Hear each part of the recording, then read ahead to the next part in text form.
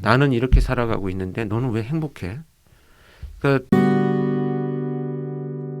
그 묻지마 범죄 네네네. 좀 이야기를 좀 나누고 싶어요. 사실은 다른 범죄들은 좀 뭐랄까 목적과 의도가 좀 명확하게 있고 네. 좀 어떻게 보면 예상해 볼 수 있는 결과를 갖고 온다고 보면 그럼 묵지마 범죄는 도대체 왜 이런 일이 일어나는 거지? 그럼 어느 날 갑자기 나도 대상이 될 수 있다는 네. 얘기가 되니까 더 네. 불안하거든요. 그렇죠. 네. 이런 것들은 왜 일어나고 그들은 도대체 어떤 심리에서 이런 범죄를 일으키고 우리는 좀 어떻게 조심을 해야 되는지 좀 이런 것들이 궁금하거든요. 네. 네. 그 묻지마 범죄라는 용어 자체가 사실 굉장히 그거부터가 참 공포스러워요. 힘듭니다. 네. 그죠? 그래서 저희 또 현직에 있을 때 그 많은 분들 학자들과 모여서 묻지마 범죄라는 표현보다는 좀 더 학술적이거나 뭔가 좀 정의할 수 있는 용어를 만들어야만 그 범죄를 정의하고 그 범죄에 속한 사람들을 연구할 수 있다라는 예. 생각을 했는데 수없이 많은 얘기가 돌고 돌다가 그냥 묻지 마라 그냥 합시다 이렇게 결론이 나버렸어요. 그 그래서 정도로 뭔가 어렵습니다. 거죠. 그래서 네. 대상 그 저희들이 이제 그 현직에서 연구하고 책을 발간을 했는데 그럼 과연 어떤 게 묻지 마냐? 묻지마 범죄라는 것을 어떻게 정의할 거냐라는 것을 접근할 때 세 가지를 기준을 만들었습니다. 동기가 불분명하고 대상이 불특정되어 있고 잔혹행위가 일어났다. 이러면 이렇게 이런 그 세 가지를 요건을 충족하면 우리가 묻지마 범죄를 일단은 정의하자라고 이제 만들어 놓고요. 분류를 해봤더니 세 가지로 나뉩니다. 첫 번째는 아무런 자극이 없는데도 폭발하는 유형. 그러니까 예를 들면 이런 사건들입니다. 그 뭐 아내가 가정폭력에 시달리다가 그 아이를 데리고 이제 탈출을 했어요. 네. 가출을 했는데 저는 탈출이라고 표현을 하고 싶은데요. 정말 자기를 버려두고 나갔다는 이유로 술을 마시고 칼을 들고 나갑니다. 근데 아내를 죽이러 가는 게 아니고 그냥 뒷모습이 아내와 닮았다는 이유로 누군가를 살해한 사건이 있었어요. 그런 걸 보면 외부의 자극이 없이 내적인 분노에 의해서 형성되는 네. 묻지마 범죄죠. 그 여성은 정말 아무 이유 없이 돌아가신 거죠. 이런 범죄자들은 연쇄성을 갖고 있습니다. 그리고 상대방의 태도와 행동을 왜곡되게 받아들여요. 그러니까 약간 편집증적인 성향이 높아져서 상대방이 쳐다본다는 이유로 나를 무시한다 이렇게 생각을 해나가는 그 왜곡된 관념을 갖고 있는 거죠. 네. 그래서 뭔가 제재를 하거나 제안을 하면 너까지 나를 무시해라고 하는 자기 분노를 형성시키는 이런 관념들을 갖고 있는 것이 가장 많이 나타나고요. 네. 두 번째 유형에서는 그야말로 이제 분노나 충동이 조절되지 않는 유형의 묻지마 범죄들입니다. 예를 들면 뭐 운전을 하고 가다 요즘에 많이 나오는 보복 운전이나 뭐 크락션을 올렸다는 이유로 내려서 막 뒷차를 막 다 부수거나 하는 이런 묻지마 범죄들이 있죠. 이런 유형들은 연쇄성이 있지는 않은데 외부의 자극이 있을 경우에 과도하게 폭발을 하는 이런 사실 치료적 개입이 필요한 유형이라고 봐야 되겠죠. 그다음에 세 번째가 이제 이런 조현병 망상에 의한 묻지마 범죄들인데 이렇게 나누고 보니까 그 각각의 이 특징들이 뭐 직업 그다음에 연령 환경 뭐 이런 것들이 이제 그 공통되게 보이는 것은 결국은 사회적 고립입니다. 이 묻지마 범죄를 저지르는 사람들의 특징 중에 하나가 그러니까 사회적 고립은 사실 심리적 고립입니다. 그러니까 가족들하고 같이 살고 있어도 심리적으로 고립되어 있기 때문에 마치 집안 내에서 섬에 혼자 살고 있는 것처럼 심리적인 고립이 되어 있어요. 그 관념 자체가 굉장히 잘못되어 있는 사람들이죠. 네. 그래서 그런 특징들을 갖고 있기 때문에 좀 우리가 주변에서 알아볼 수 있는 방법이 안타깝게도 없습니다. 아이고. 뭐 폭력적이거나 위협적이거나 이렇지 않기 때문에 우리가 두려움을 많이 갖게 되는 것이 묻지마 범죄인데 이들이야말로 아까 그 지난번 말씀드린 것처럼 시기의 감정을 가득 가지고 있는 거죠. 나는 이렇게 살아가고 있는데 너는 왜 행복해? 그러니까 제가 투입됐던 사건 중에 하나를 간략히 말씀드리면 이 CCTV CCTV를 보니까 저 골목 입구에 근데 비가 오고 어둡습니다. 이제 사람을 얼굴을 알아볼 수는 없는 상태인데 예.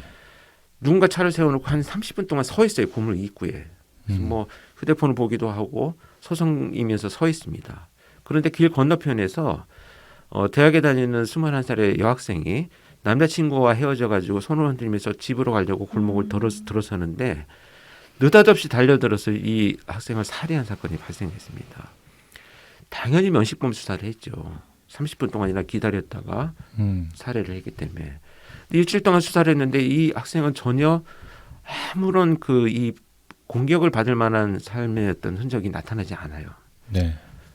뭐 표현상으로 제가 뭐 피해자의 어떤 문제가 있었다는 게 아니고 수사를 하다 보니까 예. 어쨌든 뭐 그런 흔적들이 없습니다. 그래서 이제 분석 의뢰가 와서 제가 가서 CCTV를 정말 수십 차례 수백 차례 다시 돌려보니까 피해자가 골목으로 들어설 때 가해자와 마주칠 때 어떤 알고 있는 사람들의 어떤 표정이나 몸짓 같은 것들이 있잖아요. 네. 미세하게 네. 움직이는. 그렇죠. 네. 네. 아니면 두려워서 뭐 멈칫한다든지 네네. 아는 척을 하려고 한다든지 이런 짧은 순간에 아무런 흔적을 발견할 수가 없었어요. 그래서 이건 묻지마 같다. 라고 해서 수사 방향을 바꿔가지고 차량 수사에 다른 수사 인력을 다 투입을 해서 그로부터 며칠 후에 이제 체포를 합니다. 근데 체포를 하고 나서 수사팀에서 다시 요청이 왔어요. 범행의 동기가 너무 이상한데 한번 와서 분석을 해달라. 가서 왜 그랬느냐라고 했더니 그 학생을 찔러 죽이고 나면 내가 너무 행복해질 것 같아서 그랬습니다. 라고 답변을 해요. 소름 끼쳐. 그래서 제가 과연 네가 찾는 행복이 뭔가를 한번 알아보자. 여기서 쭉 이야기를 들어보니까 결국 뭐냐면 몇 년 전부터 이제 뭐 집안의 갈등이 있었습니다. 자신의 어떤 처와의 갈등, 뭐 이혼 소송, 그다음에 직장에서 곧 해고될 위기 이런 것이 한 2, 3년간 계속 지속돼 왔던 거죠. 네. 이렇게 자기 내적으로 갖고 있는 그 문제들이 생겼을 때 누구와 상의하고 내 얘기를 들어주고 또는 어떤 해소하려고 하는 적극적인 노력을 하는 게 아니고 자꾸 내재화시키면서 고립되어 가지고 나만 이렇게 살고 다른 사람들은 다 행복하게 사는 거야. 라고 하는 그 아주 뭐랄까 진짜 그야말로 왜곡된 심리죠. 편집적이고 왜곡된 이런 심리를 가지게 돼서 그 남자친구와 헤어져서 아주 행복한 모습으로 오는 네. 그 대상을 선정해서 범행을 저질렀던 나는 이렇게 맞습니다. 비참한 삶을 사는데 네. 너만 행복하냐라는 그렇죠. 그런 심리인 거예요. 그게 이제 시기의 감정인 거죠. 근데 말씀 들으면서 느껴지는 게 이제 코로나여가지고 경제적인 고립이나 그러니까 좀 더 대면을 할 수 없는 상황에서 어디 나갈 수도 없고 나가게 못하게 하는 사회 분위기 때문에 볼 수는 없지만 고립되어가는 사람들이 지금 굉장히 많겠다라는 생각이 들면서 더 걱정이 막 많이 되네요. 그래서 이제 지금 늘어나고 있는 범죄가 사실 뭐 아동 자녀 학대, 살인, 가족 내에서 일어나는 살인 사건들이 많이 발생을 하죠. 층간소음도 또 층간소음. 되게 많이 심한 그러니까 것 그게 단순히 뭐 물리적으로 외부에 못 나가서 갇혀 있었다라기보다는 그런 문제를 갖고 있는 사람들이 그 어떤 제한된 공간 안에 있다 보니까 가장 가까운 사람들로부터 일어나는 갈등들을 아주 그냥 과도하게 표출하게 되는 것이 이제 층간소음, 뭐 자녀들에 대한 뭐 학대, 뭐 부부간의 어떤 살인 사건 이렇게 나타나고 있지 않나 이렇게 봅니다. 저는 약간 사회에 대한 불만이 뭐냐면 잔혹 범죄를 저지른 범죄자들에 대한 그 형량이 너무 낮다라고 여겨질 때가 굉장히 많아요. 근데 그것은 법이니까 좀 느리게 바뀔 것 같고 그래서 좀 나아지기를 바라고 있는 상황인데 권일용 교수님께서 보셨을 때 이 범죄자는 연쇄성이 너무 짙은 초범인데 초범이라서 몇 년 후에 나온다. 그런 경우가 굉장히 많잖아요. 그렇습니다. 어떤 그런 프로그램을 어떻게 만들 수는 없을까? 그거 참 되게 어려운 중요한 문제죠. 말씀이에요. 아닙니다. 예. 저는 그에 대한 의견들을 몇 차례 말씀을 드렸었는데요. 일단 좀 우리가 조정할 필요가 있는 건 강력한 처벌에 대한 법률 개정 반드시 필요하지만 네. 더 중요한 것이 양형 기준의 변화입니다. 그러니까 초범에 뭐 피해자와 합의되었으며 뭐 이런 그러니까 그 사실은 그런 판결을 할 때 그런 양형을 넣는 것은 법률로 정리되어 네. 있습니다. 네. 그런데 그런 양형 기준이 설정된 것이 너무 오래 전이에요. 그러니까 청소년 범죄에 대한 양형 기준이 만들어진 게 1950년대 후반입니다. 그 지금도 적용하고 있거든요. 근데 지금의 청소년 범죄는 달라졌잖아요. 네. 그러니까 이런 법의 개정도 중요하지만 그런 양형 기준을 현실화시켜서 좀 바꿔야 된다라는 의견이고요. 두 번째는 제가 퇴직하기 전에도 보면 지금 아까 김 선생님 말씀하신 대로 연쇄살인범들이 빨리 잡혀요. 그러니까 연쇄를 저지르기 전에 빨리 잡히는 거죠. 지금은. 그래서 면담을 한 건이 살해된 사건이지만 체포가 되어갖고 면담을 하다 보면 아 이거 안 잡혔으면 이자가 연쇄구나. 이런 사건들이 여러 차례 있었습니다. 그렇다면 우리가 그 범죄자를 처벌할 때 법정에서 하지 않는 범죄를 가능성이 있다라고 해서 처벌할 수는 없어요. 그러니까요. 그렇다면 전문가들을 많이 법정에 투입을 해서 이 사람의 그 해당 당해 사건에 대한 처벌을 하고 이후에는 뭔가 치료적인 개입을 국가에서 해야 되지 않는가 이렇게 생각을 합니다. 맞습니다. 그러니까 재범을 일으키지 않는 그 범행의 동기를 낮출 수 있는 어떤 제도를 좀 만드는 것이 필요하다 이렇게 생각을 합니다. 네. 예. 그래서 그 초등학생 잔인하게 성범죄하고 이번에 나와서 난리 났던 조두순. 조두순. 네. 조두순 그 범죄자가 나왔을 때 오히려 거기 살던 피해자가 이사를 가고 그런 장면 보면서 너무 속상하고 안타까웠고 그때 난동이 일어났었잖아요. 제 마음도 정말 난동을 일으키고 싶을 정도로 화가 나더라고요. 그런 사람과 같이 이 사회에서 살아가야 한다는 게 그런 것들도요 굉장히 바뀌어야 됩니다. 왜냐하면 어린아이 아동 성범죄에 대해서 간략히 말씀드려볼게요. 그 아동 성범죄를 저지르는 자들의 특징은 상당히 내향적이고요. 회피적 성향을 갖고 있는 경우가 많습니다. 이 회피적 성향이라고 하는 것은 사람들과의 관계를 거의 하지 않는 회피적 의미를 갖고 있는데 그 원인을 알아야 돼요. 단순히 사람들이 싫은 게 아니고 거절당하는 것을 극도로 두려워하는 사람들입니다. 그래서 제가 예를 들면 어떤 제안을 하죠. 오늘 뭐 예를 들면 방송 끝나고 저 뭐 식사 같이 할까요? 뭐 아니면 뭐 저기 뭐 간단히 맥주라도 한잔 하시겠습니까? 아니. 이렇게 했을 때 아니라고 하시잖아요. 네. 네. 그러면 그럼 다음에 하시죠. 이렇게 네. 생각을 하는 것이 정상인데 예. 이 사람들은 그 아니오를 견디지 못해요. 그래서 제안조차를 안 하려고 합니다. 그래서 결국은 이제 사회에서 철회되고 혼자 자존감이 떨어지기 시작을 하는데 아이들은 거절하지 않아요. 그래서 그 거절하지 않는 아이들을 대상으로 자기 자존감을 높이는 범죄가 아동 성범죄거든요. 그래서 이자들의 특징이 막 먼 거리를 돌아다니면서 피해자 설정하지 않습니다. 전부 집 인근에서 가까이 있는 그 불안도나 이런 것이 높기 때문에 가장 가까이 있는 지역 내에서 범행을 저지르는 경우가 많거든요.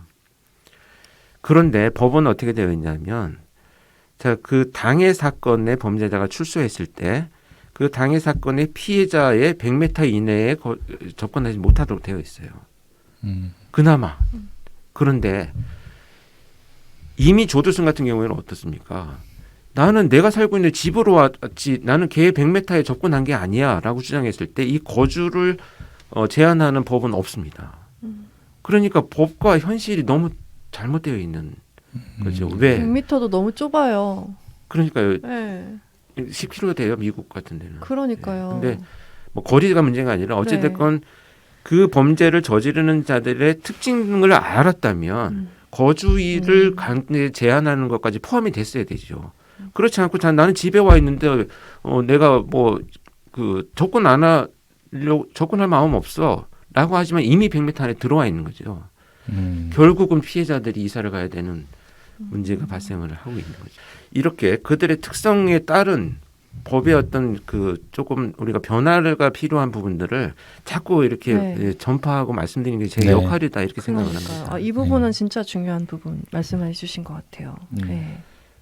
특징이 이런데 100m도 너무 좁은데 그냥 자기 집에 들어가도 된다라는 거는 너무 부당한 것 같아요. 예, 그거는 현실적인 접근이 아니죠, 사실. 또 뭐 제한이 그때도 아니라 너무 화가 나서 저 막 기사를 엄청 많이 봤었는데 어디 산에서 살아야 되는 나라도 있더라고요. 네네네. 네. 그렇죠. 정말 네. 그러니까 어떤 사회와 동떨어진 공간에서만 살 수 있어서 거의 산에 오두막을 짓고 살아야 하는 그런 상황인 나라도 있더라고요.